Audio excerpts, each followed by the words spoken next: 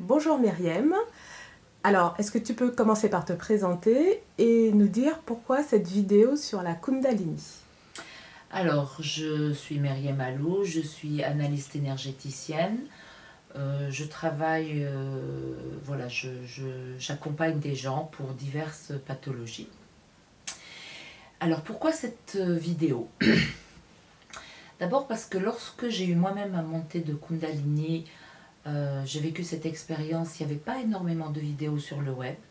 Il n'y avait pas beaucoup de gens qui connaissaient ce que c'était. Et donc, j'aurais bien aimé trouver une vidéo comme celle que je vais faire, qui parle de ce qui nous arrive et de comment on peut le traiter. Ensuite, j'ai de plus en plus de personnes qui viennent dans mon cabinet et qui sont prises dans ce processus sans le savoir. Euh, dans, il y a beaucoup de gens aussi qui peuvent connaître la Kundalini, mais qui ne savent pas forcément que pris dans le processus, il peut leur arriver ce qui m'est arrivé et ce qui arrive aux gens qui viennent dans mon cabinet. Donc voilà pourquoi cette vidéo sur la Kundalini. D'autant plus que la plupart des gens, c'est une expérience que l'on vit, sur laquelle on ne peut pas mettre de mots et que personne ne comprend. Ça veut dire, c'est pas la peine d'essayer d'en parler autour de vous, personne ne vous comprendra. Donc, s'attendre à ce que en parler autour de soi et que les gens comprennent et comprennent la violence de ce que l'on peut vivre, c'est extrêmement rare. Il y a beaucoup de gens qui vivent le processus de Kundalini et qui vont le vivre d'une façon, on va dire, agréable. Moi, je n'en connais pas. Personnellement, je n'en connais pas. J'ai lu le livre de Régine d'Aigremont sur la Kundalini, Merveilleuse Kundalini. Elle décrit des gens qui sont venus dans son cabinet, enfin qu'elle a accompagnés avec des processus de Kundalini plutôt physiques. Donc des gens qui avaient des mouvements de corps, etc. J'en parlerai un peu plus loin, quelles sont les formes que prend cette montée de Kundalini. Mais elle dit qu'elle n'a pas rencontré de gens qui ont vécu le processus de façon violente ou très dure ou difficile à vivre. Je peux vous dire que moi si. Et que si vous êtes dans mon cas, vous serez très très content de voir qu'on peut s'en sortir et surtout, surtout, comment gérer cette partie-là de la Kundalini. Alors, je me suis aidée de quelques notes parce que, en fait, ça s'est passé il y a 2 ans et heureusement que j'ai pris des notes un petit peu après parce que maintenant j'ai un peu oublié. J'ai un peu oublié ce qui s'est passé, d'autant plus qu'on a tendance à mettre de côté tout ce qui est négatif. Je vais vous donner des choses pratico-pratiques parce que mon but dans cette vidéo, c'est vraiment de vous dire comment vous pouvez vous en sortir. Et c'est pour ça que les notes, c'est un petit peu important. Je regarde ce que je Vas-y, vous ai vas-y. dit. Voilà, ce que je vous ai dit, ce que je vous ai pas dit. Alors, alors je ne veux pas vous effrayer, c'est bien d'avoir dit ça. Ça ne veut pas forcément dire, voilà, ça ne veut pas forcément dire que vous êtes obligé de passer par là, parce que vous pouvez très bien avoir rentré dans le processus et que ça soit léger, cool, un peu difficile. Et il y a d'autres façons d'être initié à la reconnexion à soi, qui n'est pas forcément le processus de la Kundalini. Moi, je ne peux vous parler que de ce que j'ai expérimenté et pas du tout de concept. Je ne vais pas définir la Kundalini, il y a plein de vidéos là-dessus. Je ne vous donne aucun concept, aucune définition, si ce n'est je vous dis, voilà, moi il m'est arrivé ça et j'ai fait ça pendant que ça m'est arrivé. Et c'est le conseil que je donne à toutes les personnes qui viennent dans mon cabinet. Ça veut dire, je n'arrête pas de leur dire, c'est normal, vous faites ça, c'est normal, vous faites ça. Donc voilà, c'est vraiment pour que vous puissiez reconnaître les symptômes et vous dire, ah, c'est peut-être une Kundalini, une montée de Kundalini, c'est peut-être pas, je suis pas folle ou fou et je ne suis pas en train de devenir dépressif, etc. Ce qu'il faut savoir, c'est que jusqu'en 2012, en 2012, c'était pas la fin du monde, c'était la fin d'un monde. Et les énergies sur Terre, elles ont changé, le champ électromagnétique de la Terre a changé, l'inversion des pôles dont on parle a des conséquences sur notre corps physique et a d'autres conséquences aussi sur les transformations que nous vivons en tant qu'être humain vivant sur la Terre. Et parmi ces changements, il y a justement de plus en plus de personnes qui sont touchées par cette montée de Kundalini et par ce changement énergétique qui permet cette montée de Kundalini. En fait, il y a quelques centaines d'années, ne subissaient une montée de Kundalini que les gens initiés, surtout par le yoga, dans certaines traditions religieuses, enfin dans le bouddhisme, le taoïsme, etc. Enfin, pas le taoïsme qui est une religion, mais dans ce genre, enfin au Moyen-Orient, on va dire que c'était bien plus connu chez les adeptes. Et il y avait un maître qui accompagnait le disciple qui traversait ce processus par des positions de yoga, par de la respiration, par une façon de se nourrir, et qui était là quand la personne vivait cette expérience de façon très, très difficile. Maintenant, de nos jours, à cause de tous ces changements qui sont arrivés sur Terre, plein de personnes vivent ça, mais ne sont accompagnées par personne, par aucun maître. Donc les manifestations peuvent être, on va dire, moyennement supportables, mais elles peuvent être vraiment, vraiment très, très, très difficiles. La difficulté aussi, ce que j'ai remarqué, ce qui est très, très difficile, c'est que si vous êtes dans cette situation-là, vous avez l'impression de souffrir l'horreur, d'être dans une situation très, très douloureuse, et que les gens en face de vous ne mesurent pas ce que vous êtes en train de vivre. Ça veut dire c'est-à-dire que vous êtes en enfer, et lorsque vous dites « je suis en enfer », ça sonne « ouais, je suis en enfer », alors que vous êtes vraiment en enfer. Il vous semble être en enfer. Et donc, à ce moment-là, c'est terrible, parce qu'on a l'impression qu'on devient fou, parce que l'autre, il se dit « mais ça ne correspond pas ». Les mots qu'on utilise pour exprimer ce que l'on vit ne correspondent pas à ce qu'on est en train de vivre. Et du coup, il y a une incompréhension de l'entourage. D'autant plus que pour pouvoir s'en sortir, on est obligé il nous arrive certains trucs physiologiques. Parfois, on est obligé de hurler et de crier, si on se le permet. Et du coup, quand on vous voit crier et hurler, on appelle les urgences psychiatriques. Je veux dire, ça peut vous mettre dans un état où les gens puissent en face se dire, bon, c'est l'enfermement. Donc c'est pour cela que vraiment j'ai à cœur de vous montrer comment gérer ces situations de crise et ces situations d'émotions qui arrivent et qu'on ne peut absolument pas, gérer sans avoir été au préalable informé de ce qu'il faut faire. Voilà, donc je vous raconte rapidement ce qui m'est arrivé.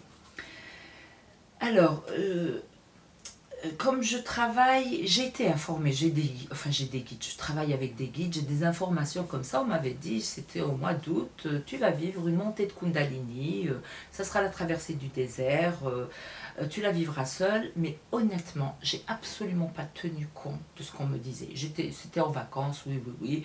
C'est bien en général quand mes guides m'annoncent des trucs, je regarde pas trop. J'y croyais pas, enfin bref. Et le 3 septembre à 3h du matin, je me réveille avec une bouffée d'angoisse et une chaleur qui monte. Et je suis très, très, très, très agitée. Je vais dans ma cuisine, je range ma cuisine. Et tout d'un coup, je commence à me rendre compte que tout s'effondre. Tout s'effondre. Ça veut dire tout ce que je connais, ce à quoi j'essaie de me raccrocher avec mon mental, tout s'effondre. Je commence à me dire, qu'est-ce qui m'arrive? Mon Dieu, ça veut dire quoi, Dieu? Maman, ça veut dire quoi, maman? Ça veut dire que tout ce que je connais s'effondre, n'a plus aucun sens. Je regarde mon mari, ok, je sais, je le reconnais, je dis pas que je le reconnais pas, mais je sais plus ce que ça veut dire un mari, des enfants. J'ai réellement plus aucune notion de rien. C'est quoi mourir? J'essaie, dans ma tête, je me vois aller chercher des concepts et il n'y a rien. Tous les concepts, tout s'effondre, il n'y a plus rien. Et donc je suis dans une panique, je suis en train de me dire, ça y est, je deviens folle. Et donc ça dure à peu près 1h, 1h30. Et la crise passe, je suis très très fatiguée et je retourne me coucher. Donc quelques années auparavant, j'avais lu un livre de Gopi Krishna, Autobiographie d'un éveil. Et je me disais vraiment, mais pourquoi je lis ce livre? Alors, Gopi Krishna est un Indien qui a eu une montée de Kundalini vraiment spontanée. Ce qu'on appelle spontané, c'est qu'il n'a pas cherché par des exercices à la faire monter. Par contre, il faisait énormément de méditation, de yoga, etc. Et il a souffert le martyre parce qu'il a failli devenir mais réellement fou. Et donc pendant quand je dis très très longtemps, 3 mois, 6 mois, déjà quand vous êtes dans cet état, si on vous dit que vous allez rester dans cet état 2 heures, déjà vous vous dites non, c'est pas possible. Et donc je me suis rappelé que j'avais lu ce livre et donc ma panique a été encore 10 fois plus grande. Mais je me suis dit, ok, je comprends, donc c'est une montée de Kundalini. La première chose que j'ai dite à mon mari, et vraiment c'est important, je lui ai dit, quoi qu'il m'arrive, quoi que je te dise, et même si je te supplie de m'emmener en hôpital psychiatrique, surtout ne le fais pas. C'est juste quelque chose qui m'arrive. Mon mari n'est pas très branché Kundalini, énergie, etc. Il m'écoute quand je lui raconte tout ça, mais bon. Et je lui dis, surtout, quelle que soit la chose que je fais, ne t'inquiète pas, ça va passer. C'est un processus. J'ai essayé tant bien que mal de lui expliquer, mais bon. Alors, je ne peux pas me rappeler exactement la chronologie des choses. Je vais vous dire à peu près les événements qui se sont passés. Donc, 2 jours après, dans la nuit, c'est comme si on m'avait vidé le cœur. On me vide le cœur de tout amour. Tout d'un coup, je suis dans une solitude mais énorme. Plus rien n'existe. Et je panique parce que tu peux dire, ah, tiens, cette personne, je ne vais plus l'aimer. Je décide de ne plus... Elle est bête, tu la critiques, tu la juges, tu dis, je n'aime pas. Mais oblige ton cœur à aimer. Et tout d'un coup, je n'aimais plus personne. Ni mes enfants, ni mon mari, ni la terre, ni la vie. Mon cœur était complètement vide. Mais et là, la panique, ça veut dire que j'étais très souvent sur le fil de la folie. Ça veut dire toujours à me dire, mais je vais basculer, je vais devenir folle. Qu'est-ce qui m'arrive? Je vais devenir folle. Et donc, du coup, je me suis retrouvée en position fétale, dans mon salon, à me dire, je n'aime plus personne. Et la panique, c'est, je ne peux pas me forcer à aimer. J'aime plus mes enfants, je ne peux pas me forcer à les aimer. Et ça dure un petit peu, enfin je ne sais pas combien de temps ça dure, je retourne me coucher. Et puis le matin, quand je me lève, j'aime tout le monde. C'est au-delà de l'amour, je me rends compte, c'est au-delà de l'amour de la veille, comment j'aimais les gens. En fait, je peux donner un exemple pratique, c'est quand on voit un Roumain en train de nettoyer ton pare-brise, tu te dis, ah, il y a un Roumain qui nettoie mon pare-brise. Alors que là, il n'y a plus la notion de Roumain. Tiens, il y a quelqu'un qui nettoie mon pare-brise. Ça veut dire que je me suis rendu compte que mon amour était un peu plus universel. Entre-temps, j'ai eu des descentes d'ego. Ça veut dire que mon ego, à chaque fois, je descendais dans l'humilité, ou je montais dans l'humilité, je ne sais pas comment dire ça. C'est-à-dire que j'ai 51 ans, la plupart de mes amis sont un peu plus jeunes que moi, je suis thérapeute, donc j'ai certaines expériences, donc je me positionnais toujours dans celle qui sait et puis les autres. Mais inconsciemment, mais je m'en étais pas rendu compte. Et là, tout d'un coup, j'appelle mon amie qui a 9 ans de moins que moi et qui d'habitude c'est moi qui lui donnais des conseils. Et là, j'ai besoin d'elle. Et tout d'un coup, ça fait BOM, je descends. Ah, j'ai besoin de quelqu'un. Et ensuite, je pense à une autre amie et qui avait vécu un petit peu la même chose. Et je dis, dis-moi, comment tu t'en es sortie? Mais c'était l'horreur. Ça veut dire que tout pendant ce temps-là, tout depuis le moment où la Kundalini est montée, jusqu'à ça a duré assez longtemps. Je ne veux pas vous effrayer parce que ne vous dites pas que vous allez vivre la même chose que moi. C'est pas forcé. Le temps, etc., la durée, la puissance, c'est pas la même chose. Ou peut-être la même chose, mais c'est pas forcément. Ça a duré des mois. Ça veut dire que des mois, je suis là sur un fil à me dire, je vais devenir folle. Qu'est-ce qui va se passer? Qu'est-ce qui va m'arriver? Je vais descendre en enfer. Donc voilà, toujours un sentiment de il y a quelque chose de terrible qui va m'arriver, de la folie, je ne sais pas quoi, et donc je suis toujours sur le qui-vive et en même temps en étant très très très très très mal, et donc je vis comme ça des moments Ça veut dire que le lendemain où ça m'est arrivé, j'ai passé 4 heures à refuser le processus. Mais quand je dis 4 heures, c'est réellement 4 heures en étant comme ça. Non, non, non, non, non, non, non, non, ça peut pas arriver. Non, non, je ne veux pas, je ne veux pas. Et donc je ressens la Kundalini qui redescend dans ma colonne vertébrale. C'est juste un mouvement. Il n'y a pas de douleur, il n'y a pas de chaleur. Quand tu ressens la Kundalini, mais physiquement, c'est comment? Alors, il y a beaucoup de gens qui ont des sensations physiques. Moi, j'ai juste une montée, une bouffée de chaleur avec de l'angoisse. Ou alors, je sentais que c'était juste un mouvement dans la colonne vertébrale, mais pas de chaleur avec ce mouvement. Je sentais qu'il y avait quelque chose qui montait. Et quand je disais « Ah non, non, non, j'en veux pas, j'en veux pas, j'en veux pas », ça redescendait. Mais quand ça redescendait, ça ne veut pas dire « je suis cool, bien ». Je suis tout aussi mal. Donc, quelque part, je me disais, non, il faut que je laisse la Kundalini remonter, il faut que je me débarrasse de ces émotions terribles, de cet état. Non, quand je la laisse remonter, quand je dis, ok, c'est bon, j'accepte le processus, j'accepte le processus, ça remonte, mais on est tellement mal. Je dis, ah non, non, non, non, je peux pas, je peux pas. Et ça redescend. Et donc, j'ai passé comme ça 4 heures sur mon canapé à me dire, il faut que... Non, non, je peux pas, je peux pas, tout en sachant, dans le fond, que je n'avais pas vraiment le choix. Donc, beaucoup de gens, je détaillerai comment ça s'appelle, les sensations physiques. Moi, ce qu'il faut savoir, c'est une Kundalini sur le mental que j'ai eu. Alors, je différencie ça, si vous voulez, dans le livre de Régine de Grémont, Merveilleuse Kundalini, c'est très très bien expliqué. Donc, je n'ai pas eu comment dire, je n'ai pas eu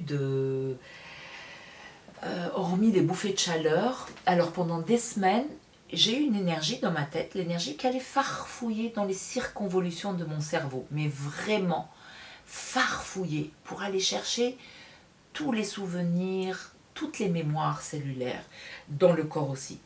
J'avais pendant à peu près, je ne peux pas vous dire un certain temps, pendant 3-4 semaines, ça a cherché dans le nez, dans le troisième œil, au niveau du troisième œil. Horrible, c'est horrible parce que j'ai compris que le corps enregistrait absolument tout, absolument chaque odeur, chaque luminosité, lumière, ambiance, parole qu'il y a autour. Ça veut dire que notre cerveau enregistre tout.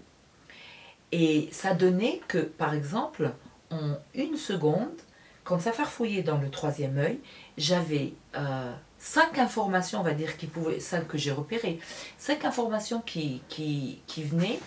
C'était, je pouvais me rappeler de ma rentrée scolaire lorsque j'étais jeune, avec le lycée dans lequel on habitait, l'odeur des cuisines, ça avait repris la cantine, donc il y avait l'odeur des cuisines, l'odeur de la clémentine que j'étais en train d'éplucher et l'odeur des affaires scolaires. Et en même temps, quand je dis en même temps, c'est ça qui est incroyable, parce que normalement on pense que c'est séquentiel.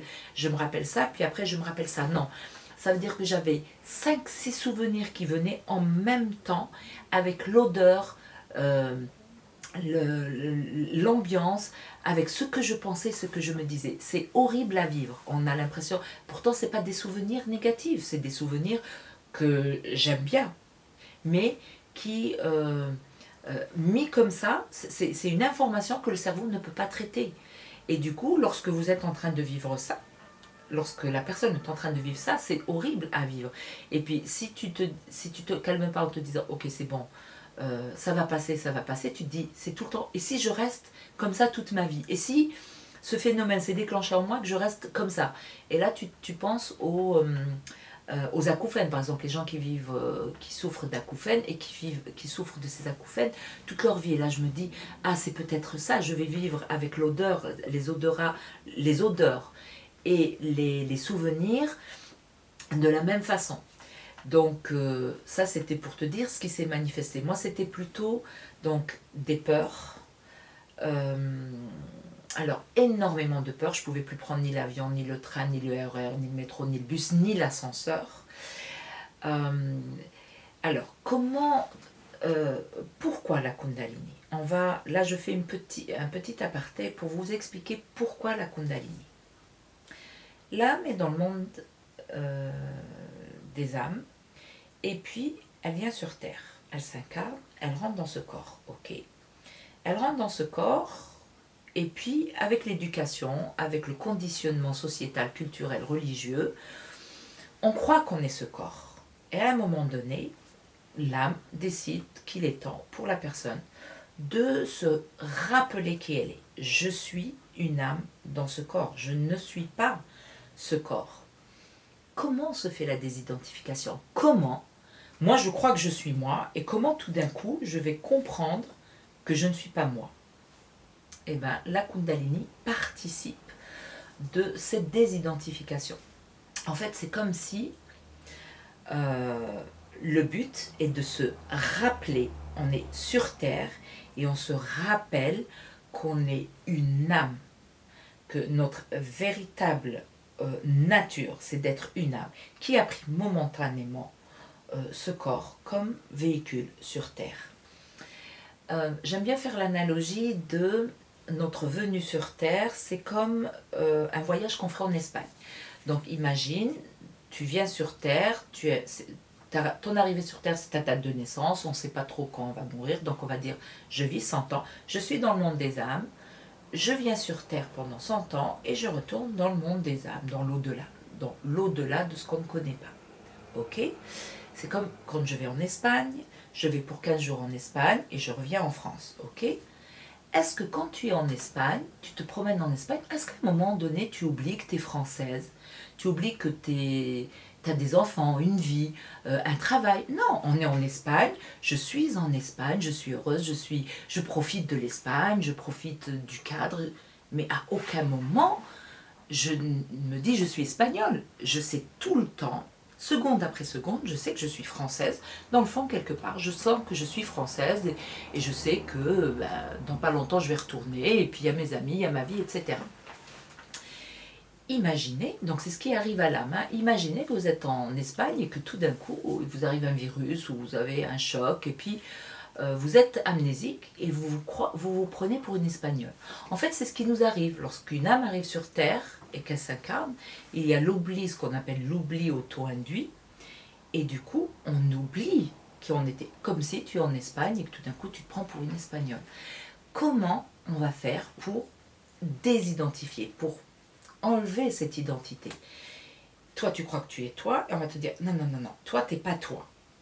Alors, la Kundalini, c'est ce qu'elle fait en général, c'est ce qu'elle m'a fait. Ça veut dire, c'est comme si elle m'avait arraché mon identité. Et pour enlever l'identité, il faut que tout ce que je croyais être moi tombe. Et tout ce que je croyais être moi tombe, ça veut dire disparaît, ça veut dire que tu perds tous tes repères.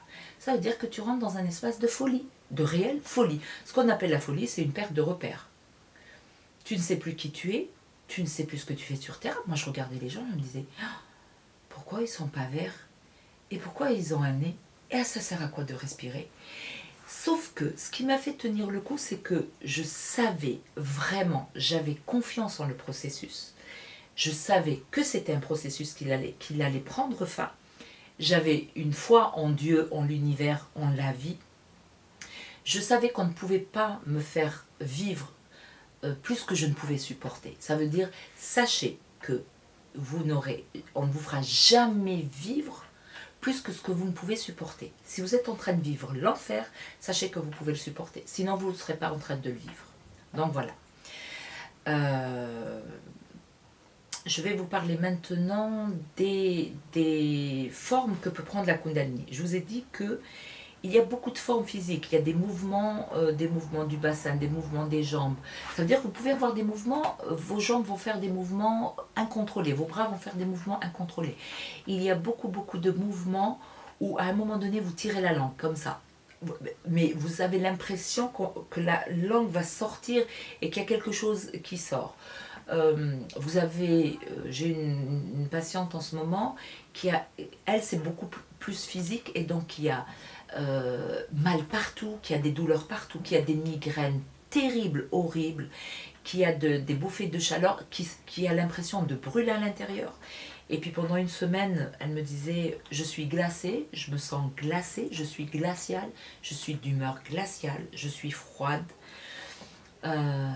tous les mouvements, en fait je passe mon temps à dire aux gens, quand ils disent oui mais j'ai ça qui fait ça, ou j'ai ça qui bloque, oui je tousse, ouais c'est normal. Tout est normal, tout mouvement anormal est normal. Bien sûr, je mets une parenthèse. Après que vous ayez vérifié, par exemple, si vous avez mal au dos, que vous avez fait les scanners, que vous avez fait toutes les analyses normales et logiques, et qu'on vous dit vous n'avez rien, donc à partir de ce moment-là, assurez-vous d'avoir fait des analyses, qu'on vous a dit tout va bien, mécaniquement tout va bien, on ne comprend pas ce que vous avez. Surtout, si on vous dit on ne comprend pas ce que vous avez, soyez heureux parce que c'est la Kundalini.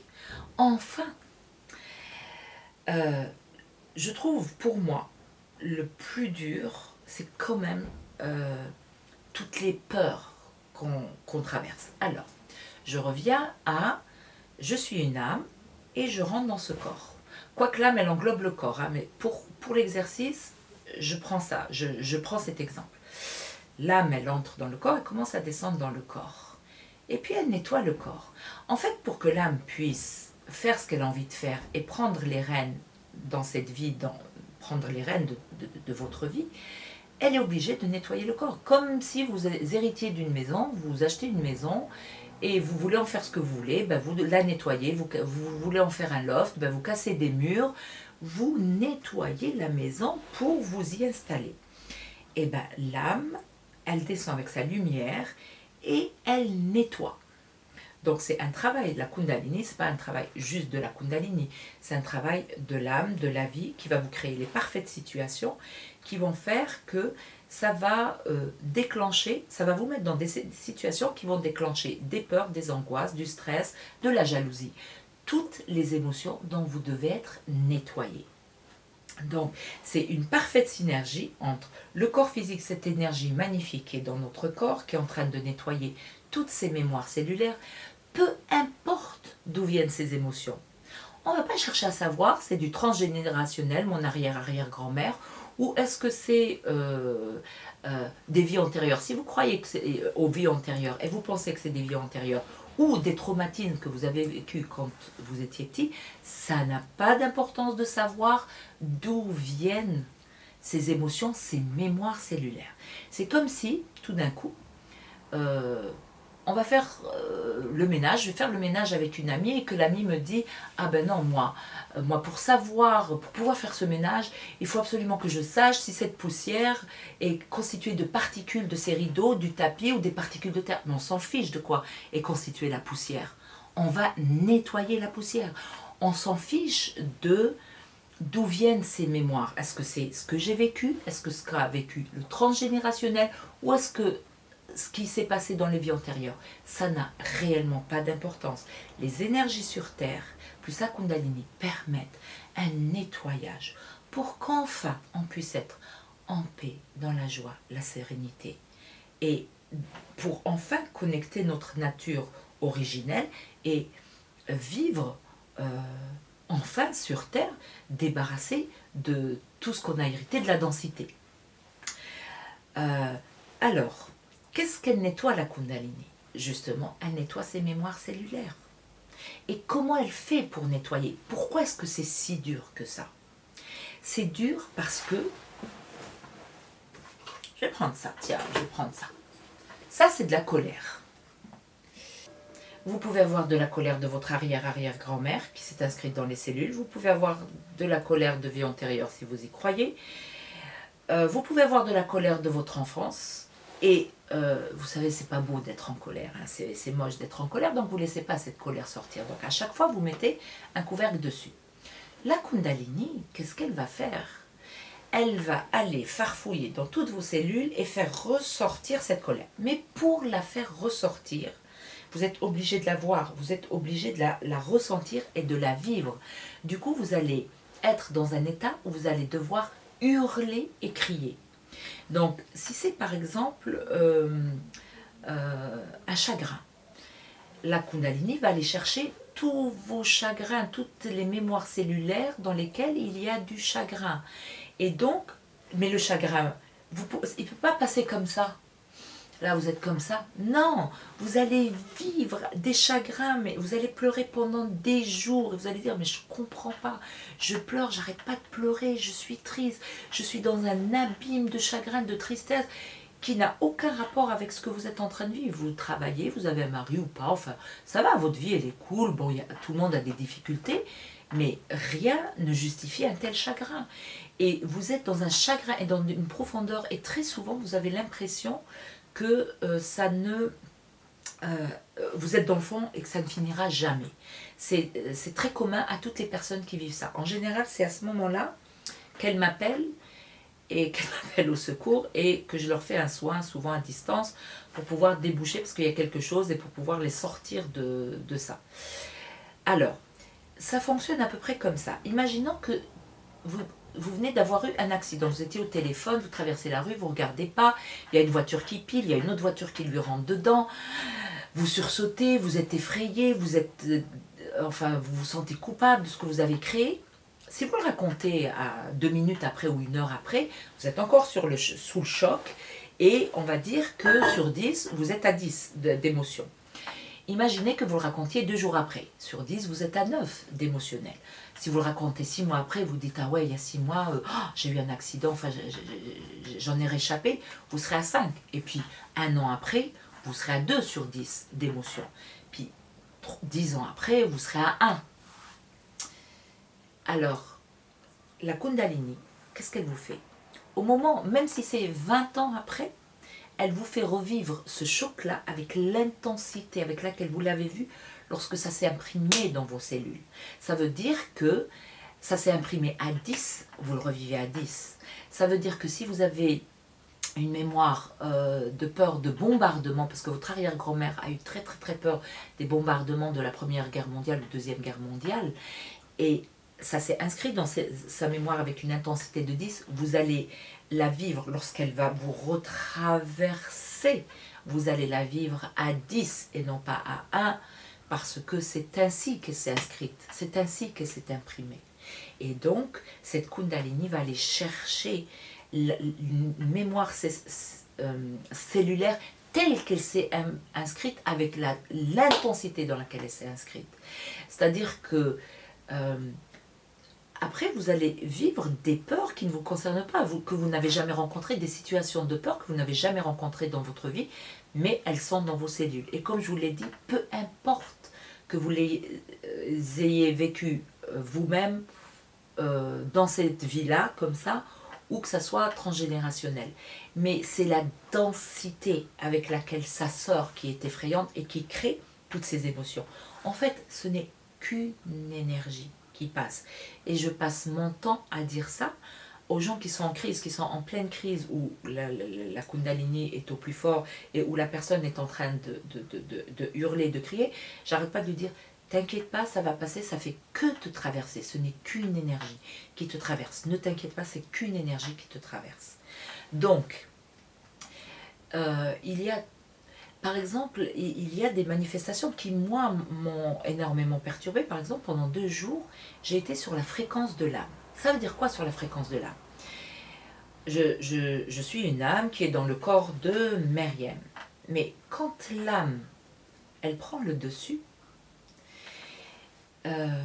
j'étais dans ce qu'on appelle l'infini et l'éternité. Ça veut dire que ce n'était pas un concept mental. J'avais tout le temps parce que le temps n'existait pas.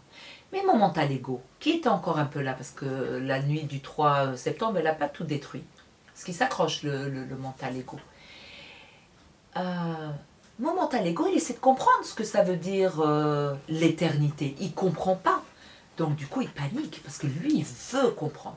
Votre mental ego va passer son temps à vouloir comprendre, à vouloir saisir et se dire c'est moi qui suis en contrôle. Or, il n'est plus du tout en contrôle. Et il n'est plus en contrôle comment? En ne comprenant rien. Ça veut dire, je passais mon temps avec mon mental ego à essayer de vouloir comprendre ce qui se passait. Qu'est-ce qui a fait que j'ai tenu le coup, que je ne suis pas devenue folle? C'est que je me disais, ok, Myriam, tu es dans le processus, c'est pas grave, ne comprends rien, n'essaie pas de comprendre. Et mon leitmotiv a été tout pendant le processus. N'essaie pas de comprendre avec le mental. N'essaie pas de comprendre avec... Essaie de comprendre avec ton cœur. Ça veut dire, qu'est-ce que tu sais? J'étais totalement panique tout le temps. Attends, qu'est-ce que tu sais? Qu'est-ce que tu sais? Non, je sais rien. C'est le processus. Dans le processus, on m'a dit que le mental, il comprenait rien. Ok, je suis pas folle, je suis pas folle. C'est juste que je ne comprends rien. Je ne dois pas saisir, je ne dois pas essayer de comprendre avec le mental. Ok, ok, ok, respire, respire. N'essaie pas de comprendre avec le mental. Ça veut dire que je passais mon temps à faire ça. Et passer son temps à faire ça veut dire que c'est comme si vous avez la Kundalini qui fait sa vie et le processus qui est en cours et votre mental qui essaie de comprendre. Alors, plus il essaie de comprendre, plus vous résistez, plus c'est douloureux. Vous arrêtez. Vous vous dites, en fait, ce qu'il faut faire, c'est se dire, je ne comprends rien, mais je fais confiance à la vie. Ce qui m'a vraiment, vraiment permis de m'en sortir, c'est que j'avais une foi, comment dire, j'avais une confiance en le processus. Et je savais que j'étais dans le processus. Les gens que j'accompagne, ceux qui sont le plus en difficulté, ce sont les gens qui croient au processus, mais pas trop. Donc du coup, ils sont tout le temps en train de me dire, mais qu'est-ce qui m'arrive et pourquoi je dis, mais c'est le processus. Et le processus, c'est ça, le principe du processus, c'est le nettoyage. Oui, mais. Alors, pour eux, les gens sont tout le temps en train de me dire, j'ai une colère, oui, mais elle revient. Je croyais qu'elle était sortie, que c'était fini. Mais ça revient. Je leur dis non, ça ne revient pas. Il y a 3 tonnes de colère. Ces 3 tonnes de colère, elles ne peuvent pas sortir d'un coup. Donc, il faut les faire, elles vont sortir petit à petit. Donc la vie, votre âme, elle va vous créer des situations tous les 3 jours, ou toutes les semaines, ou une fois par mois, ce que vous êtes capable de supporter, pour faire sortir cette colère. Donc,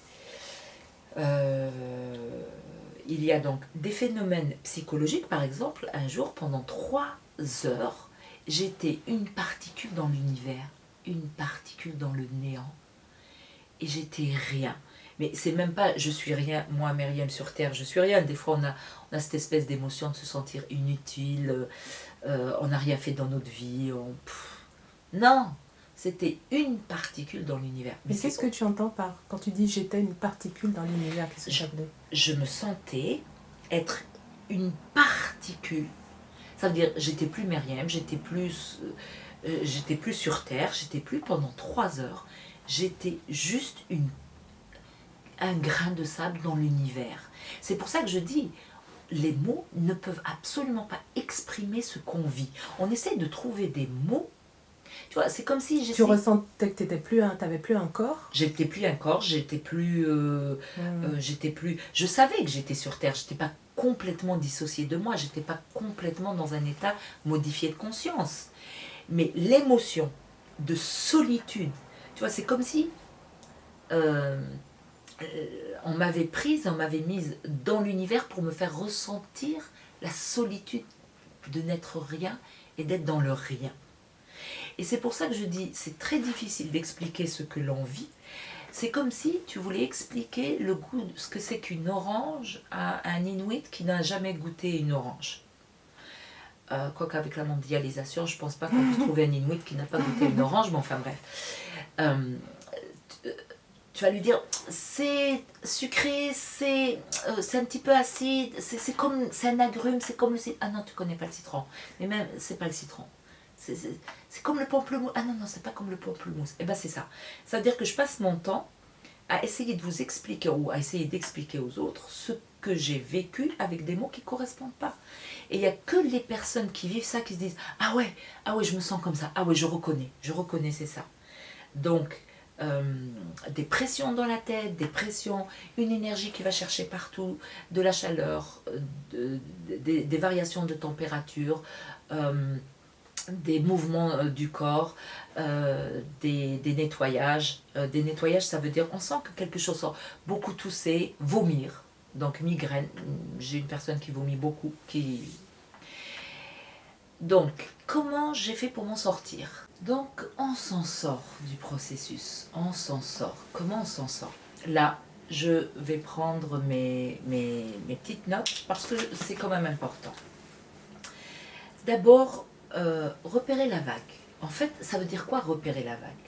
En général, si vous êtes vraiment dans le processus, c'est ça qui va vous montrer que vous êtes dans le processus. vous avez une montée de chaleur ou une montée d'énergie ou une montée de détresse ou une montée de peur ou une montée, ça monte, ça monte, ça monte, ça monte, ça monte, ça monte, ça monte. Et puis à un moment donné, ça retombe et ça s'arrête net et vous êtes normal. Comme si de rien n'était. Alors, repérer la vague est très très important. Donc, par contre, les vagues, elles sont différentes. Moi, par exemple, j'ai passé 2 heures, mais réellement, 2 heures à hurler à la mort. Et mon mari venait de temps en temps me regarder et disait ça va, ça va, ça va. Et puis je hurlais, quand je dis je hurlais, d'ailleurs je me suis cassé une corde vocale, il y a des sons que je ne peux plus faire. Et j'ai passé des nuits et des nuits sur mon canapé à hurler en ayant fermé toutes les portes et en ayant un coussin dans lequel je hurlais.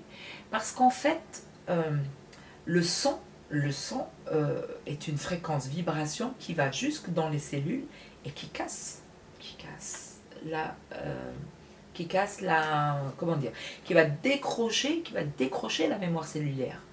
Et donc, s'empêcher de crier est terrible, vraiment. Donc, quand on a envie de crier, c'est-à-dire que peu importe ce qui va vous soulager, essayez d'être au contact de ce qui va vous soulager, vous roulez par terre, vous tapez la tête contre le mur, mettez un coussin entre les deux, c'est mieux. Et moi, ce que je faisais, je criais.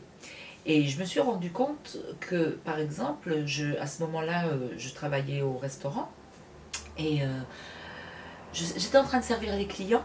Bonjour, oui, c'est... Et je sentais que c'était horrible. Donc je sortais, j'allais derrière le restaurant, je criais.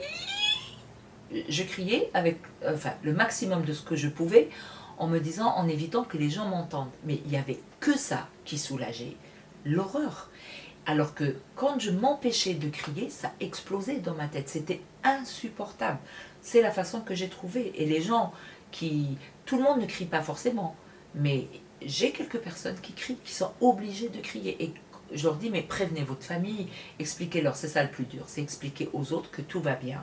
Vous hurlez à la mort, mais tout va bien. Donc ça c'est le plus dur. Trouver des moyens de le faire.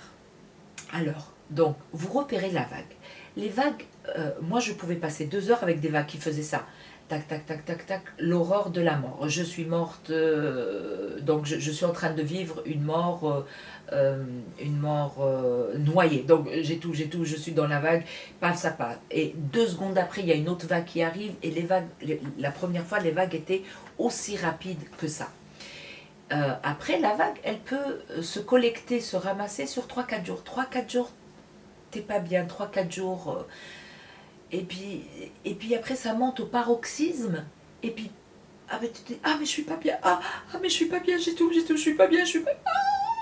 Paf, et ça s'arrête. C'est comme ça. Je veux dire, j'ai repéré que la douleur pouvait être aussi forte. Et puis, ça arrive au paroxysme et paf, ça retombe. Et là, soit il y a encore 3-4 jours qui vont se passer et puis il y aura une autre vague. Donc nous, pendant les 3-4 jours, tu te dis, ouais, chouette, ça y est, je suis guérie, il n'y a plus rien, ça y est, c'est pas... Non. C'est juste des vagues. Donc à vous de repérer quand commence la vague et quand est-ce qu'elle tombe. Ensuite, alors, j'ai vraiment noté, parce que c'est très important, donc, repérer la vague, se dire...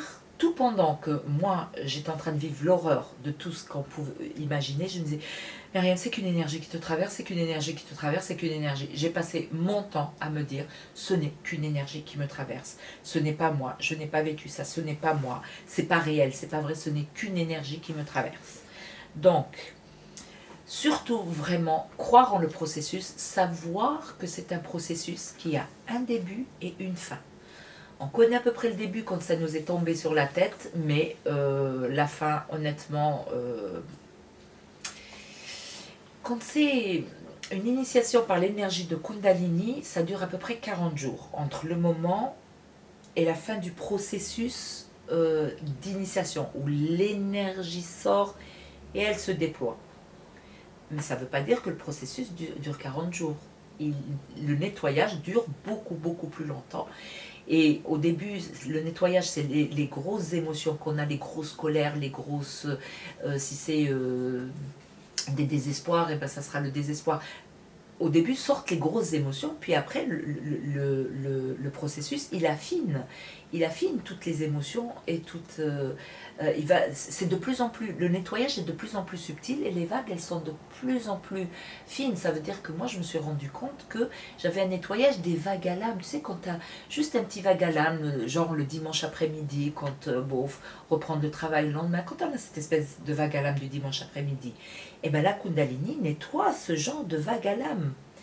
Ça veut dire que ça va de plus en plus profondément et ça nettoie de plus en plus de choses subtiles.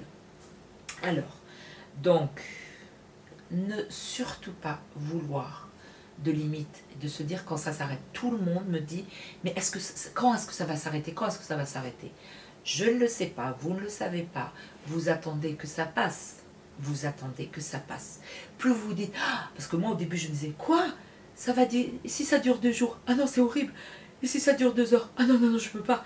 Si ça dure 2 minutes, 2 minutes, je ne pouvais pas dans ma tête. Si je me disais, mais ça va durer 2 minutes, c'était l'horreur. Donc, plus vous vous mettez de temps, plus vous vous dites, ah non, ah non, ah non, si ça dure 3 mois, ah non, j'en peux plus, je deviens folle. Non, non, vous acceptez et vous accueillez. Donc, ne surtout pas essayer de vouloir comprendre avec le mental. Par pitié, vous squeezez le mental. Ça veut dire que le mental, il va essayer de vouloir comprendre. Est-ce que c'est normal que ça m'arrive? Est-ce que ça arrive aux autres? Tout ce que vous pouvez vous raconter autour du phénomène, vous n'en tenez pas compte. Vous n'essayez pas de comprendre. Vous vous dites, je n'ai pas à comprendre, je n'ai pas à comprendre, je n'ai pas à comprendre. Voilà, je n'ai pas à comprendre. Ça, c'est pour squeezer le mental, en fait. Pour squeezer le mental, parce que il ne peut pas comprendre ce qui est en train de se passer. Donc, je ne comprends rien à ce qui m'arrive, je ne comprends rien à ce qui m'arrive, mais c'est pas grave. Je ne comprends rien à ce qui m'arrive, mais c'est pas grave. Ok? Alors, accueillir les émotions. Accueillir les émotions, c'est regarder toute l'histoire qu'on se raconte autour de l'émotion. Par exemple, si tu es en colère, tu auras tendance à te dire, ouais, c'est mal d'être en colère. Sur le chemin spirituel, c'est bien la peine d'avoir fait 32 stages, tant de formations pour en être que là, qu'avoir de dire que c'est un connard ou que c'est une connasse, d'avoir envie de traiter la personne de tous les noms d'oiseaux et de se dire, ah non, c'est pas bien, je ne devrais pas, c'est pas beau de se mettre en colère, ou c'est pas beau d'être jaloux, comment est-ce que je peux être jaloux, j'ai tout, elle a que cette voiture et je suis jalouse de sa voiture, mais c'est pas possible, comment est-ce que moi je peux être jalouse de sa voiture?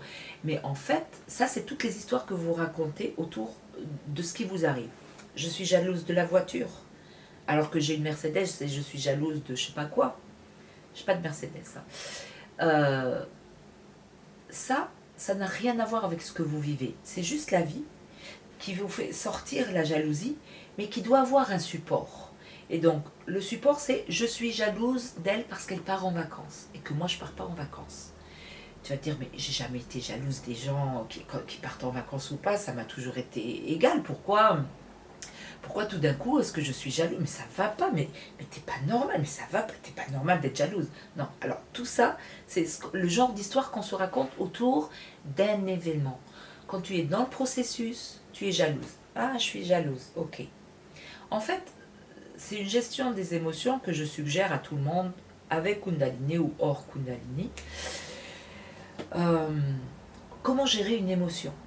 Gérer une émotion, c'est l'émotion, elle veut sortir. Tu l'accueilles. Alors, comment tu accueilles une émotion? Ça veut dire que tu te racontes aucune histoire. Tu te dis juste, ah, je remercie mon âme de m'avoir créé la parfaite situation pour me montrer qu'il y avait encore en moi de la colère. Oh, il y a tout ça de colère. Et je remercie mon âme de m'avoir créé cette situation pour voir qu'il y avait en moi toute cette jalousie. Waouh, j'ai toute cette jalousie en moi dans mes cellules. Waouh, c'est extraordinaire. Et j'allais sortir. Plus tu acceptes rapidement l'émotion, et l'accepter, c'est vraiment l'accueillir. Et l'accueillir, c'est ne rien se dire. Ne rien se dire, c'est, tu vois, t'accueilles un invité. T'accueilles un invité, tu vas pas lui dire pourquoi tu viens, il est venu à l'improviste, pourquoi tu viens, enfin, ça dépend de votre degré d'amitié. Tu ne lui dis pas, mais quand est-ce que tu vas repartir? t'accueille, ça restera le temps que ça restera, et il est là pour les raisons qu'il a, et j'accueille et j'attends que ça passe. Et vraiment de se dire que parce que tu as 1 tonne de jalousie, 3 tonnes d'injustice, 4 tonnes de rejet, 5 tonnes d'humiliation, 10 tonnes de colère, tu as tout ça qui sont en toi. Et il doit sortir.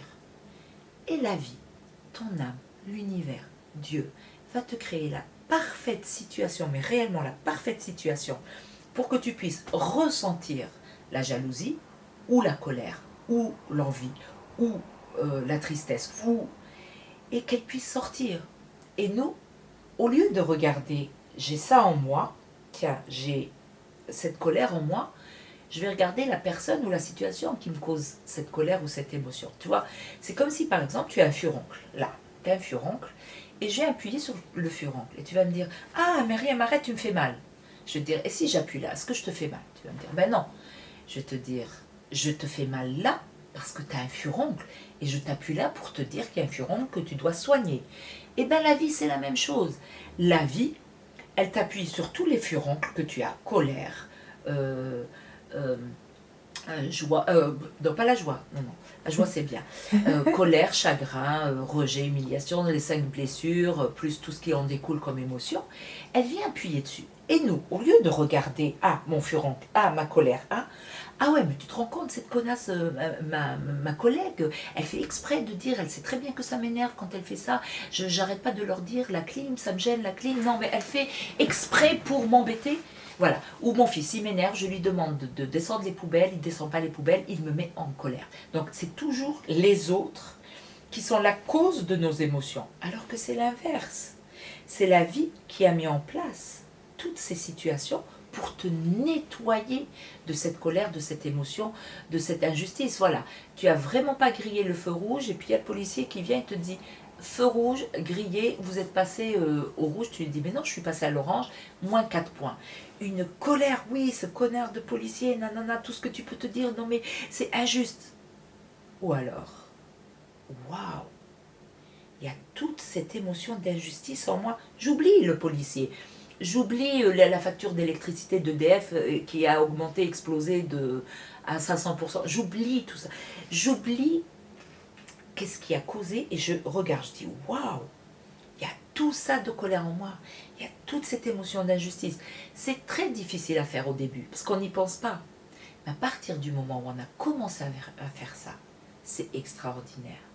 Parce qu'en fait, on essaie toujours de changer notre vie en agissant sur l'extérieur. Or, on n'a qu'à agir sur l'intérieur, et l'extérieur change. Je peux te donner un exemple vraiment parfait. Donc la colère, j'ai eu plein de situations de colère où je regardais mon fils qui m'énervait, il me mettait en colère parce qu'il ne faisait pas ce que je lui disais. Et donc c'était lui qui me mettait en colère, donc j'ai passé ça. Mais donc j'ai un enfant trisomique qui a 17 ans. Et à un moment donné, tous les soirs, c'était l'horreur pour l'envoyer au lit. Je voulais qu'il dorme à 8 heures, donc j'essayais d'agir sur l'extérieur en me disant, bon, il faut que je cuisine à 17, il faut qu'à 19 heures ça soit prêt, comme ça il mange, et puis il se brosse les dents, à 20 heures il est au lit. Et à chaque fois, je décalais, je changeais la programmation extérieure. Ça, à 18h, je disais, bon, Yessine, tu commences à te mettre en pyjama. Maintenant, il est 18h. Tu commences à te mettre en pyjama, tu prends ta douche, tu ranges tes affaires, tu prépares tes affaires, tu prépares ton sac, cherche tes écouteurs, cherche ton portable, blablabla. Et j'avais beau avancer à chaque fois de décaler, et à 20h, il n'était toujours pas au lit.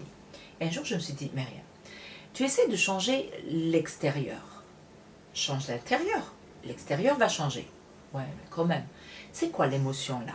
Ouais, mais je me disais, c'est pas une grosse émotion. Non, mais c'est quoi quand même? Je me dis, c'est de l'agacement. Un agacement extrême avec un désespoir et une tristesse. Oui, vraiment, tous les jours, je passe 2 heures de mon temps. C'est quand même important, 2 heures de mon temps, et cet agacement, c'est quand même important. Donc, je suis nettoyée. Et à ce moment-là, j'ai dit, vraiment, merci à mon âme de m'avoir créé la parfaite situation pour voir qu'il y avait en moi cette quantité d'agacement.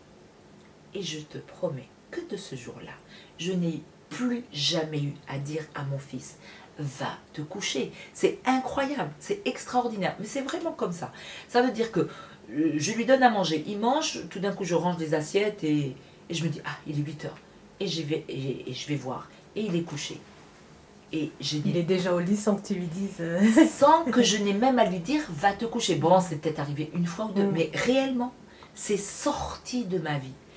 Et il y a des tas d'expériences que j'ai vécues comme ça, où au lieu d'agir sur l'extérieur, l'événement extérieur, on retourne la situation.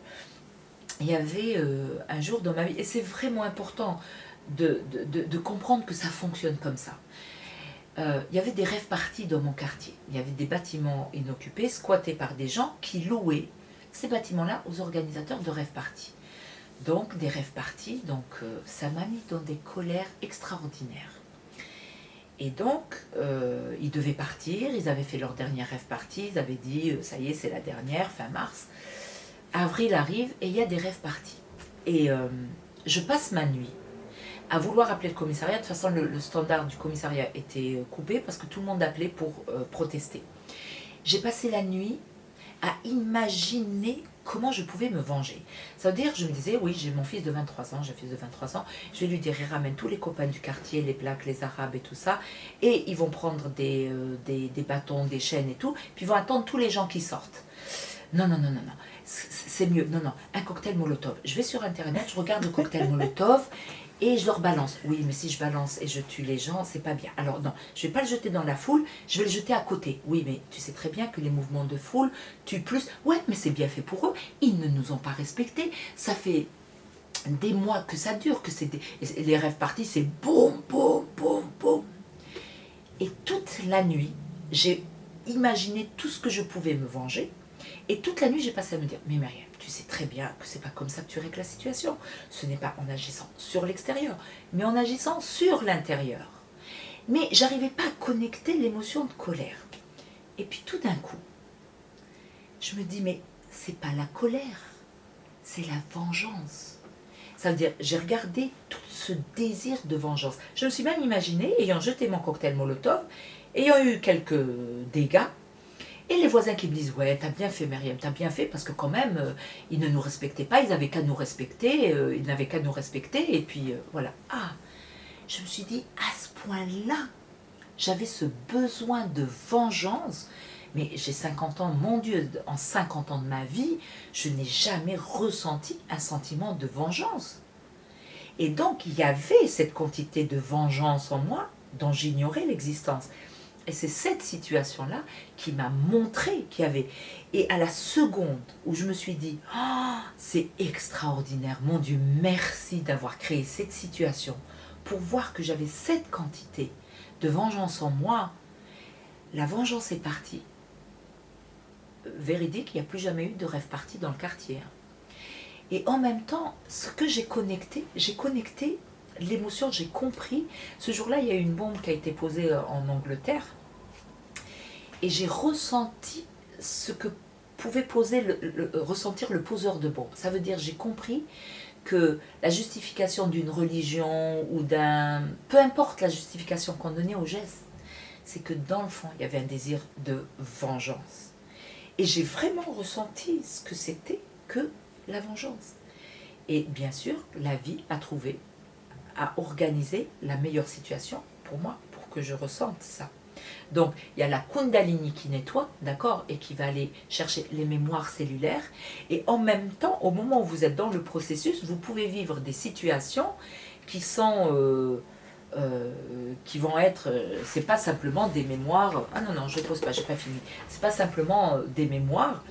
Ça peut être une interaction avec la vie, avec ce que vous vivez, un collègue, un parent, des parents qui n'arrêtent pas de vous demander d'être présent, d'être là et de vous solliciter à chaque fois, et vous étouffez, parce que vous êtes en train de nettoyer l'emprisonnement et vous travaillez la liberté. Donc ça dépend de ce que vous travaillez, des émotions qu'il y a à sortir.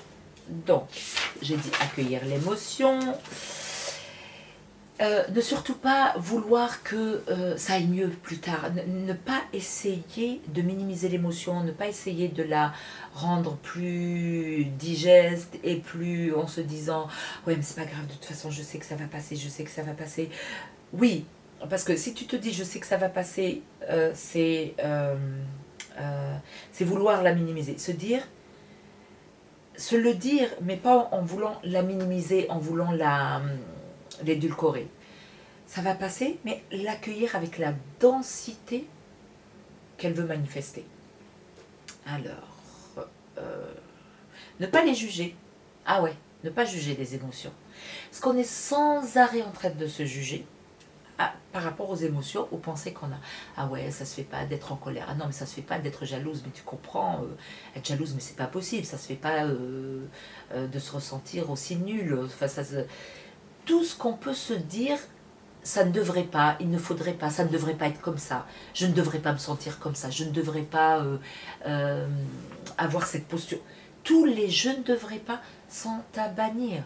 Ce qui vient, ça vient. Puisque c'est là, c'est là. Si tu te sens toute petite, c'est là. Si tu te sens minable, c'est là. C'est pas, ah ouais, non, mais je me sens minable par rapport à cette personne. T'as vu comment elle a exposé son truc? Moi, j'ai bafouillé, mais je suis moins que rien, je suis minable, j'ai pas de volonté. Tous les jugements qu'on peut se porter, ça sert à rien. Laissez-les. Si je suis minable, ah, je me sens minable. Ah tiens, il y a ce sentiment en moi. Et accueillir veut dire accepter. Accepter ne veut pas dire baisser les bras. Vraiment accueillir, c'est... Je me rappelle quand j'étais assistante sociale à l'hôpital, je travaillais dans les services des maladies au Smith, et il y avait une personne qui était venue et qui avait le sida. C'était pas simplement un séropositif. Mais sans manifestation. Et on lui dit, vous avez le sida, monsieur. Ah non, mais ça va pas, moi j'ai rien. N'ayant pas accepté qu'il était malade, bien sûr qu'il n'a pas accepté le traitement. Ça veut dire que si tu n'acceptes pas que tu as ce problème, c'est sûr que tu ne peux pas te traiter. Ben, ne pas accueillir, ne pas accepter que je suis horrible, que je suis quelqu'un de coléreux, que je suis quelqu'un de maussade, peu importe les caractéristiques, nous empêche d'aller à l'étape suivante qui est de se traiter, de laisser cette émotion sortir. Ne pas accepter, j'étais une maman très très très coléreuse. Il m'a fallu un courage immense, je dis bien un courage pour accepter de me voir telle que j'étais, coléreuse.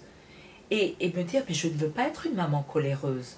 Il m'a fallu un certain temps avant d'admettre que j'étais une maman coléreuse. Tant que je n'admettais pas que j'étais une maman coléreuse, comment voulais-tu que je puisse traiter cet aspect-là?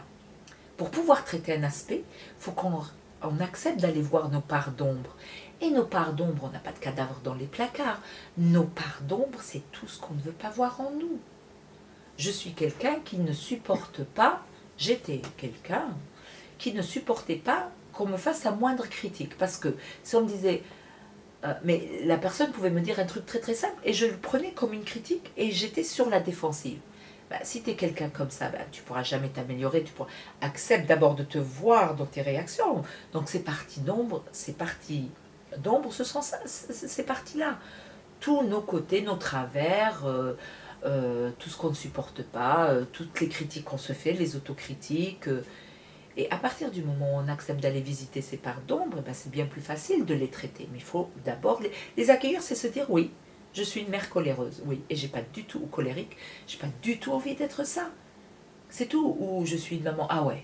Alors là, on est tout le temps en train de se dire, ah ouais, moi, ah ouais, j'avais décidé que ce dimanche, j'irais sortir mes enfants, j'irais leur faire ça et ça et ça. Et oui, je suis nulle, tu vois, j'ai pas de volonté, je les ai pas sortis, je n'aurais pas fait ça. La maman pas parfaite, ça veut dire on passe notre temps à nous culpabiliser de l'écart qu'il y a entre ce qu'on aimerait être, ce qu'on aimerait faire, et ce qu'on n'est pas et ce qu'on ne fait pas.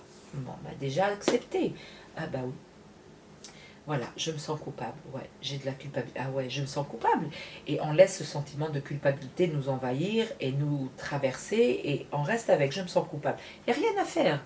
Quand on me dit, tout le monde me dit, mais ça veut dire quoi accueillir? Ça veut dire tu restes comme ça. Ah ouais, je me sens vraiment mal, j'avais dit que je les emmènerais à la piscine et tout, et je ne l'ai pas fait. Et je me sens mal, et je reste avec cette émotion, je me sens mal. Ça fait quoi à l'intérieur de moi? Ça fait quoi à l'intérieur de moi? C'est désagréable. Et derrière, ah ouais, je suis triste, je suis vraiment triste, je trouve que je ne suis pas une bonne maman. Ah ouais. Et je déroule toutes les émotions qu'il y a avec toutes ces pensées qui viennent. C'est pas en contradiction avec le fait que je court-circuite le mental. Ça veut dire, je laisse toutes ces émotions donc, qui viennent et qui me disent qui je suis. Et effectivement, après, je court-circuite le mental quand je suis en train de me juger. Je ne devrais pas avoir cette émotion. Ça, c'est se juger.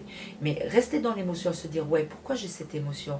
Je suis triste de ne pas être une bonne maman, oui, parce que Ah ouais, et puis ça te permet de voir que tu as des exigences et que ces exigences-là, tu n'as pas... tu ne les as pas atteintes. Donc voilà. Donc, je ne me suis pas éloignée de la gestion des émotions, qui est la gestion des émotions en général, et la gestion des émotions dans la Kundalini. Ça veut dire accueillir l'émotion avec la densité avec laquelle elle vient. C'est ce que tu expliques, c'est tu sais que c'est un processus, du coup, quand tu vis ça, ça permet de l'accueillir plus facilement en fait. Exactement. Comme on sait que c'est un processus, ça nous permet de se dire, ah ok, c'est bon, je peux gérer. Alors, et voilà, la souffrance vient de ce décalage. À partir du moment où on refuse de vivre ce processus, ça donne vraiment de la souffrance. La souffrance vient de ce décalage, du refus de vivre le processus de la Kundalini. Alors, à 2 ans, maintenant ça fait 2 ans que tout s'est passé, ça a duré assez longtemps.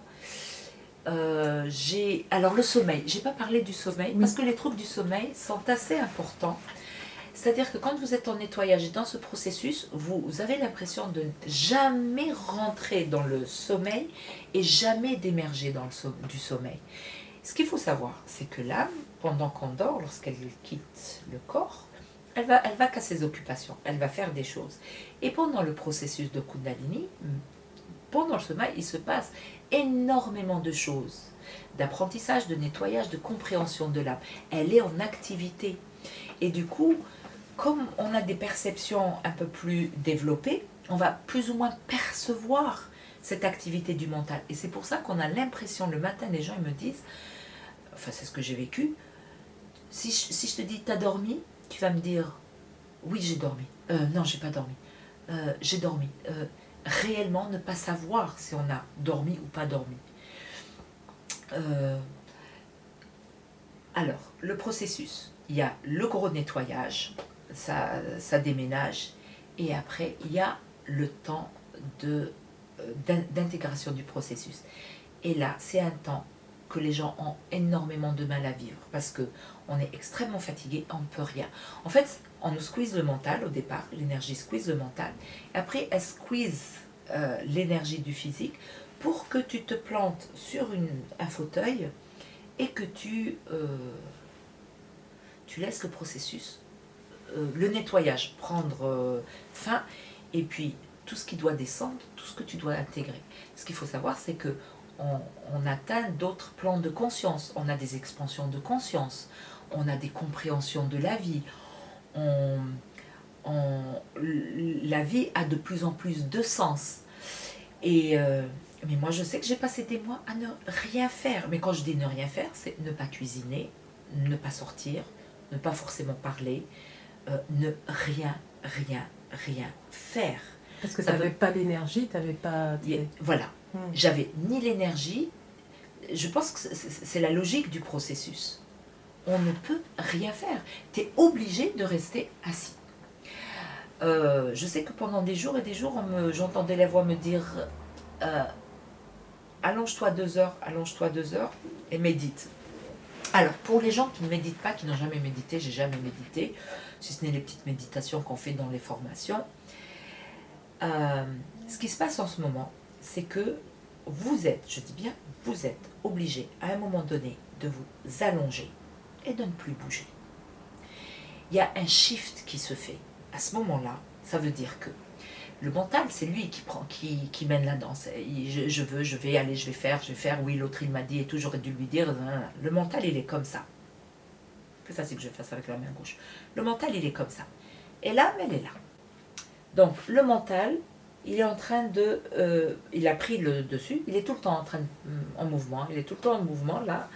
Et puis là, elle lui dit, chut, tais-toi, tais-toi, laisse-moi un petit peu, c'est moi qui vais prendre les commandes. Vous pensez bien, tu penses bien qu'il n'a pas du tout envie de laisser les commandes.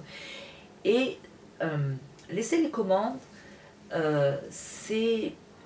Je vais vous faire cette petite métaphore. Alors, il y a le taxi, le chauffeur de taxi, et puis le client, ok? C'est l'équivalent de l'âme qui vient, qui prend ce véhicule et qui a... et le chauffeur de taxi, c'est le mental ego. Donc, le mental ego, c'est tout le conditionnement, on doit faire des études, on doit se marier, avoir des enfants, faire un crédit, aller l'hiver à la montagne être bronzé, et puis l'été dans le sud, enfin bref, tous les... On doit. Et puis l'âme, l'âme c'est le client, ok? Le client qui monte dans le taxi. Imaginons que l'âme là, ce client il monte dans le taxi et puis il veut passer par un endroit, il veut passer par les quais parce que son intuition, quelque chose lui dit qu'il doit passer par les quais. Donc le client là, il est dans... Puis il parle au chauffeur de taxi, est-ce qu'on pourrait aller à tel endroit, voilà, à tel endroit. Et le chauffeur de taxi lui dit, ah tiens, vous avez un petit accent, vous n'êtes pas parisien? Non, ah ben non, quand on est parisien, il faut passer par les champs, et puis il faut voir la Tour Eiffel, et puis il faut voir Notre-Dame, et puis il faut surtout passer par là, et puis surtout... et puis en plus, vous savez, si on passe par les quais, il y a des travaux, donc ça sera plus long et plus cher. Ça équivaut à, vous avez des parents qui vous disent, ah non, on a un cabinet d'avocat, il faut que vous fassiez avocat, il faut avoir un bon travail, il faut surtout avoir le bac pour être sûr d'avoir un bel avenir, une belle formation, un bon diplôme qui vous ouvre des... C'est tous les il faut. Et puis là, elle a envie de faire The Voice, hein, elle a envie d'aller chanter, de faire The Voice, hein, mais tu comprends bien que les parents, ils ne sont pas enchantés là. Hein. Donc, le client qui est dans le taxi, qui veut aller dans cet endroit-là, parce qu'il pressent qu'il doit aller par là, parce qu'il y a un magnifique cerisier qui se reflète dans l'eau, il va passer, il va prendre la photo, il ne le sait pas, mais c'est le plan d'incarnation de cette âme. Donc, le gars, il va prendre une photo, et puis ça va être une magnifique photo, puis ça va lui rapporter des millions, parce que, enfin bref.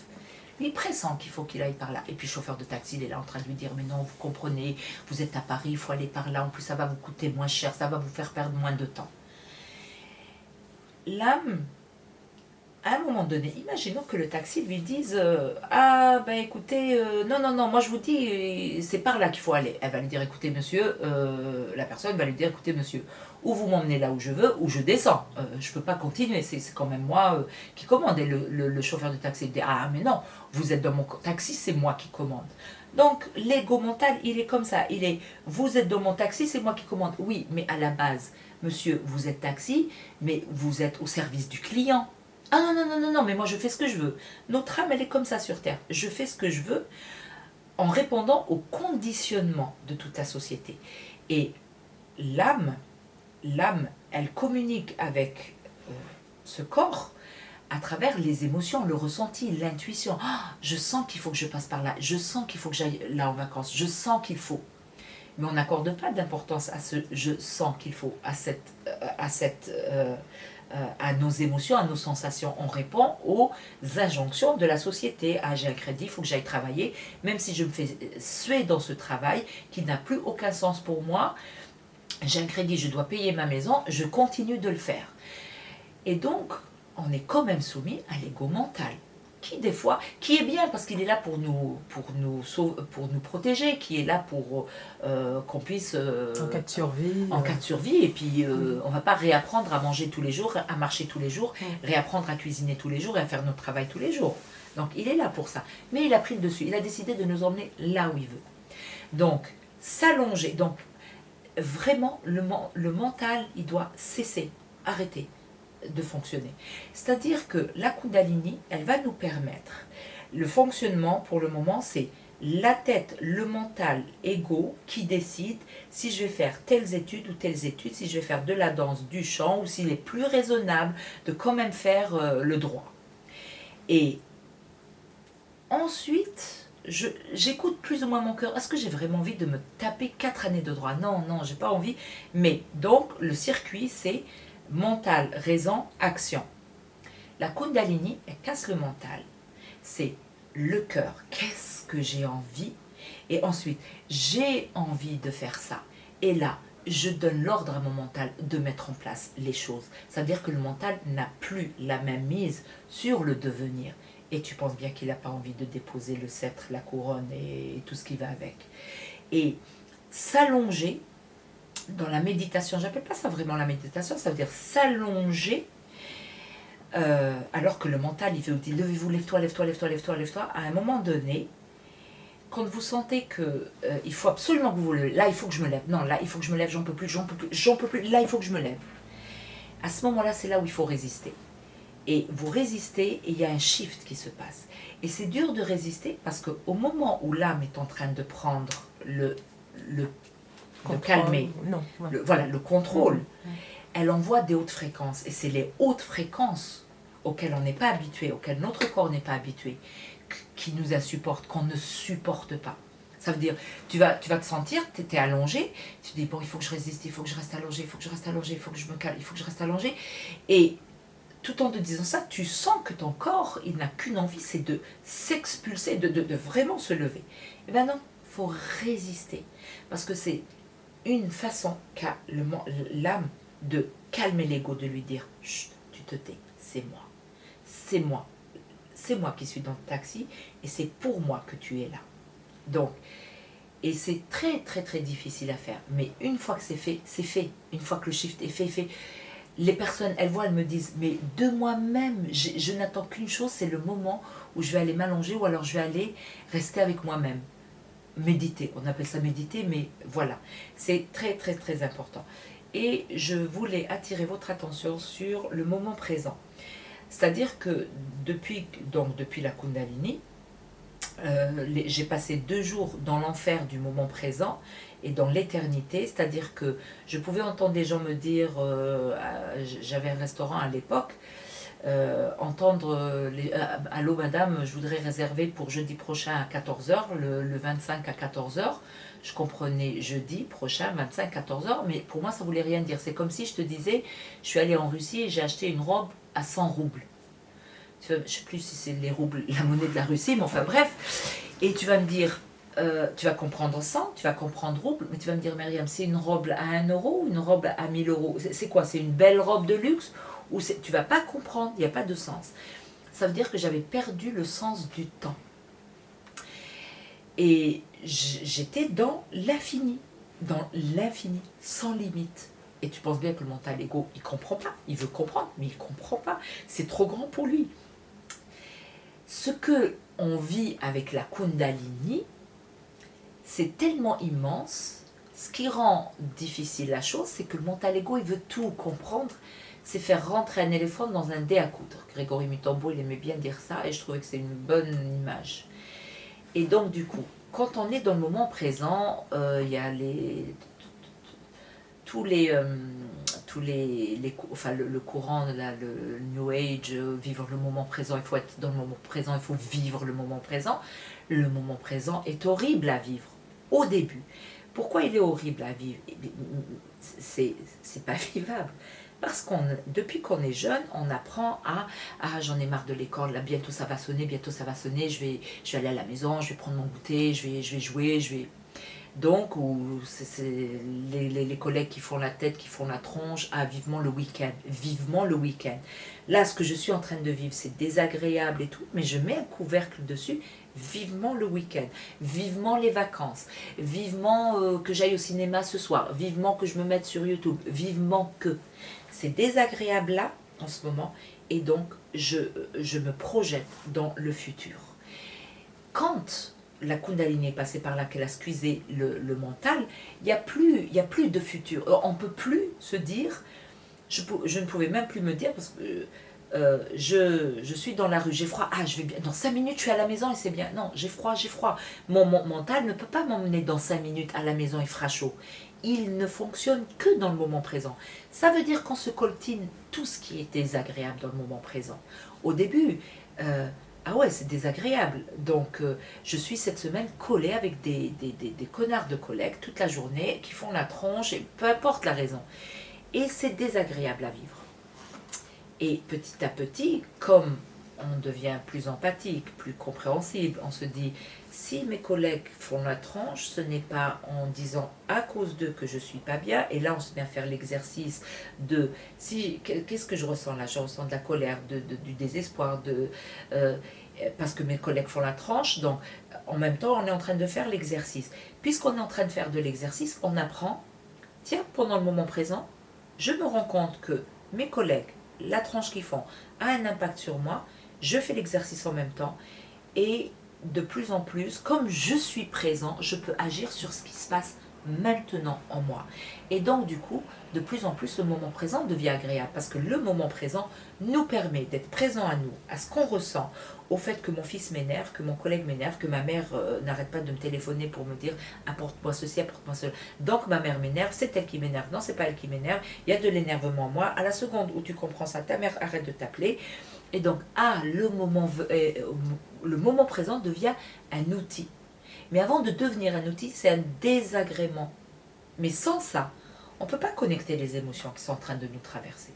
Et donc, du coup, le moment présent, au départ, c'est très, très, très désagréable.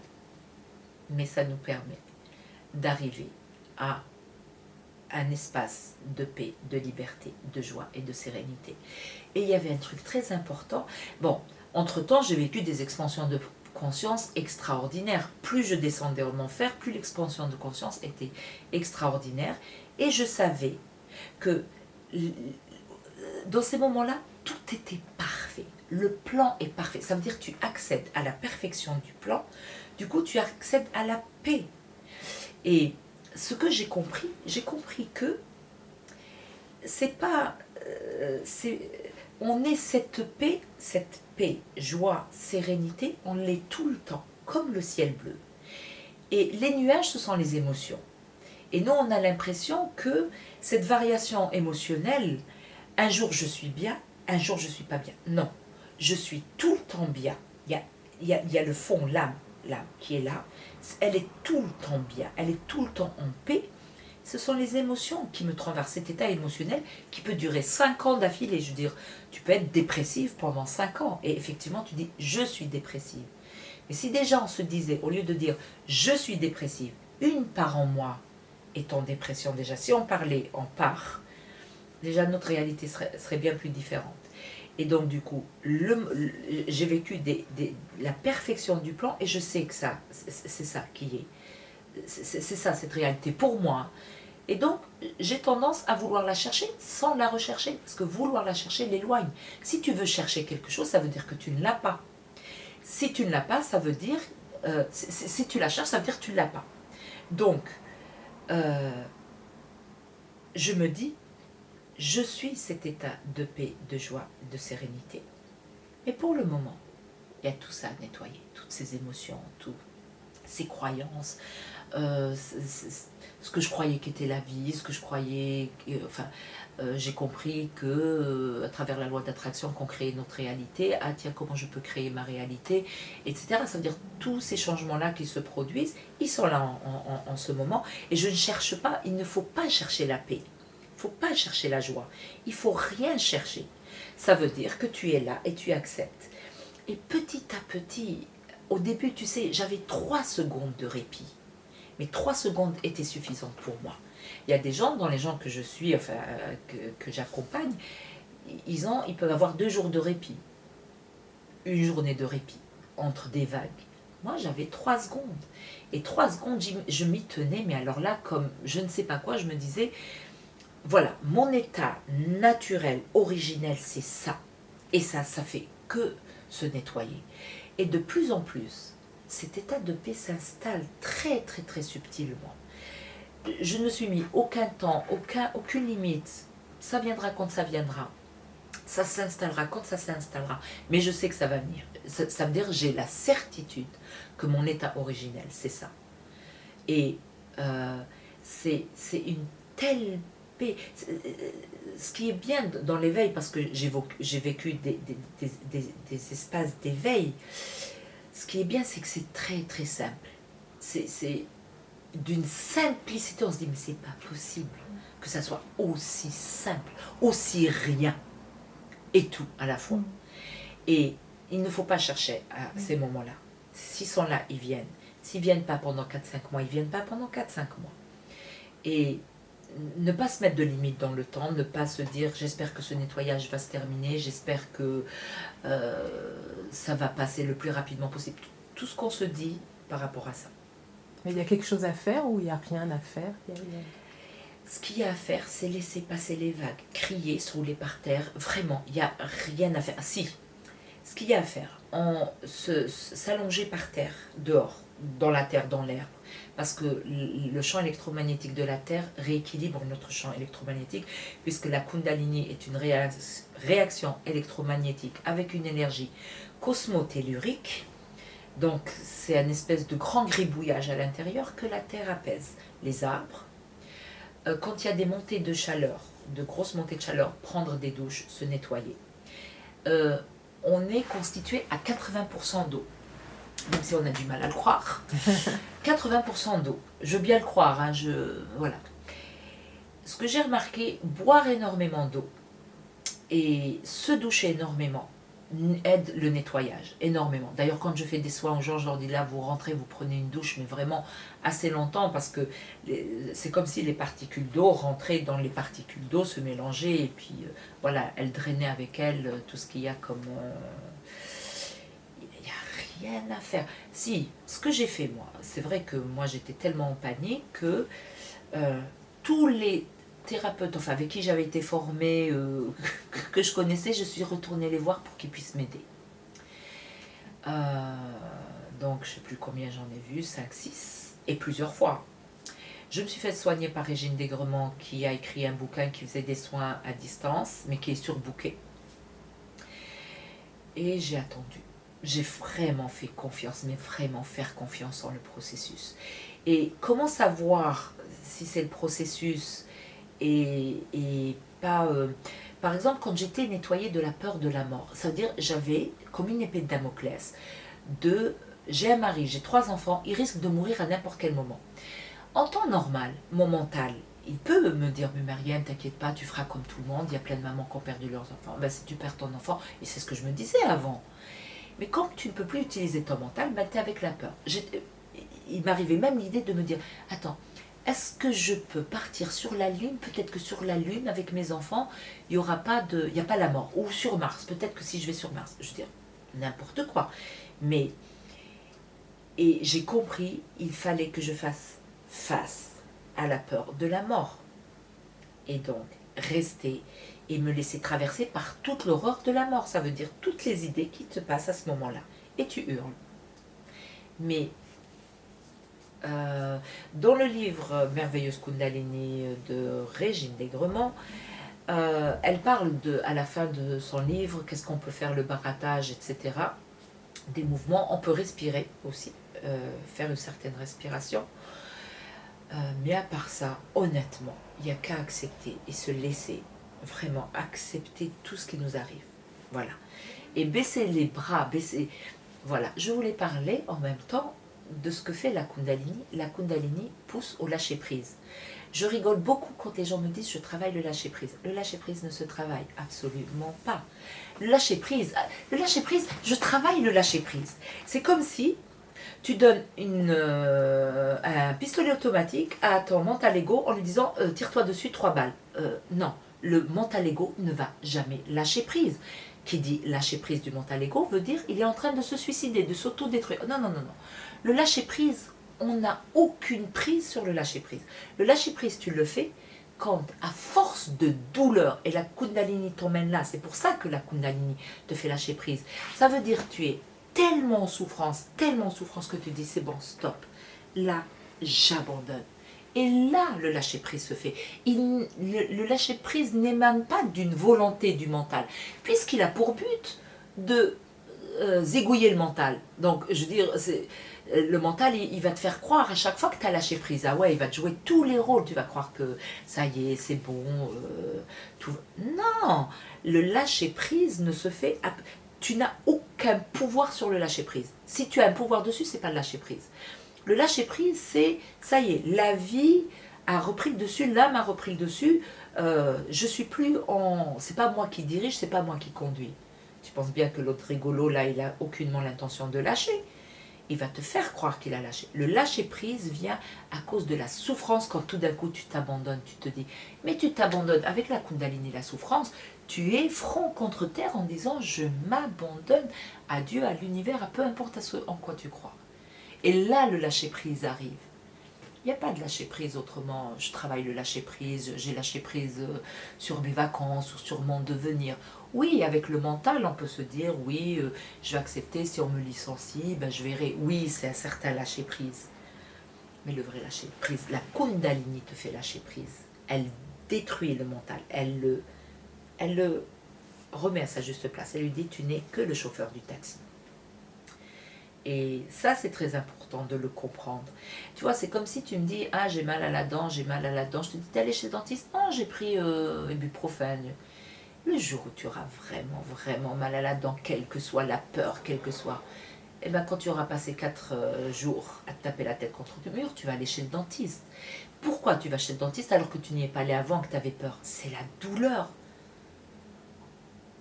Donc, la douleur, la souffrance de la Kundalini a pour objectif de justement libérer le mental, enfin libérer l'âme de l'emprise du mental.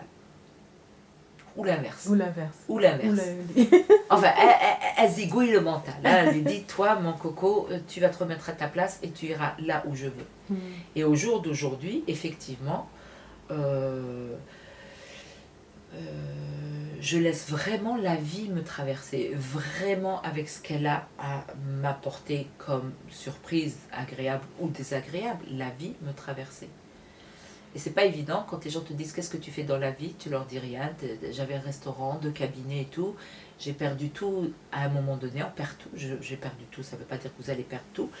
Et puis quand les gens me disent mais qu'est-ce que tu vas faire, je dis ben rien, j'attends de voir. Comment ça t'attends de voir? Oui, j'attends que se mette en place le système cœur mental, c'est-à-dire que l'âme qui va donner l'ordre au cœur est quelque chose d'extraordinaire et qui n'est pas une métaphore. Quand on dit l'intelligence du cœur, elle existe réellement.